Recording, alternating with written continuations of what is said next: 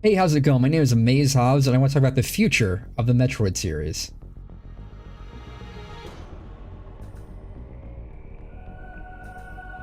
I just recently finished Metroid Dread, and wondering where Samus's next adventure could take her was all I could think about. The only upcoming Metroid game we know about is Metroid Prime 4, and all I really know is that it exists. But what if I told you that clues to where Samus will end up next can be found in the Metroid Prime games? Let me explain. And yes, there will be spoilers.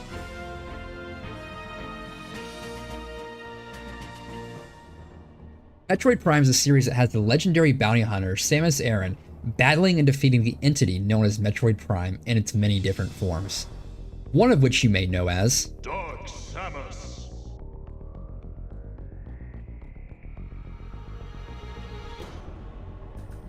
Metroid Prime came into existence as a normal Metroid that was able to sustain itself off a substance known as Phazon.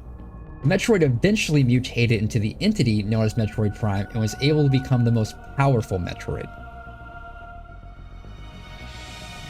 For those that are aware of the Metroid timeline, you may be asking, what does an old foe have to do with the ending of Metroid Dread? Before we get to that, we'll have to go through a quick history lesson of when each Metroid game takes place. The challenge is Metroid. The power is Nintendo. Defend the planet Xephus against the evil Mother Brain. It's survival or destruction. To battle or die. Metroid only from Nintendo.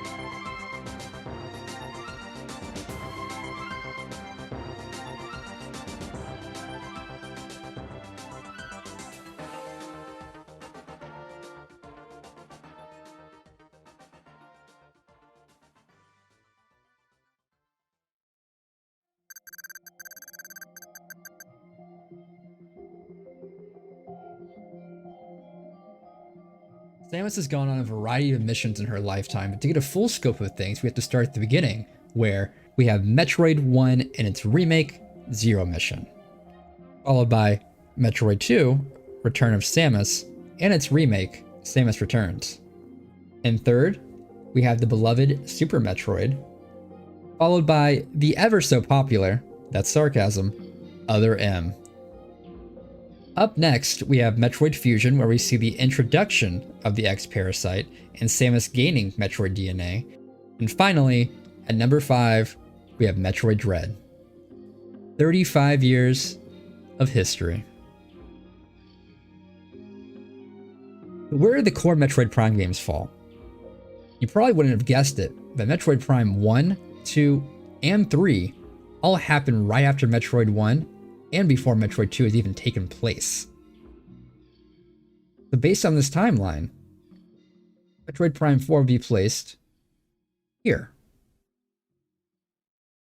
Now, at the end of Metroid Dread, we learn that Samus has become a full Metroid and even see the full extent of her powers in her final battle with Ravenbeak. This is where things get interesting. At this point in the timeline, Samus is the last remaining Metroid in existence, which means she's also the most powerful Metroid in existence. And the last time there was an immensely powerful Metroid, it was given the title Metroid Prime.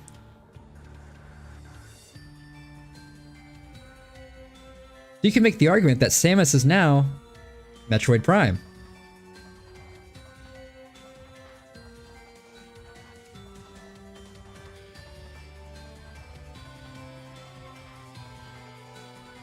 While we don't know the repercussions of Samus fully becoming a Metroid, I'd like to imagine that there are those that won't take kindly to this and will either hunt her down because she's seen as a threat, or because they want to harness her power for themselves.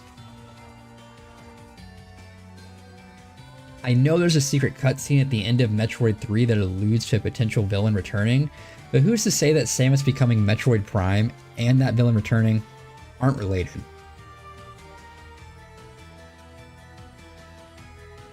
Now, comment section, before we get into the but actuallys, I know the main issue with my theory is where that places Metroid Prime 4. We all know that 4 comes after 3, but if my theory is correct, that would place it after Dread, which would mean Metroid Prime 4 is also Metroid 6.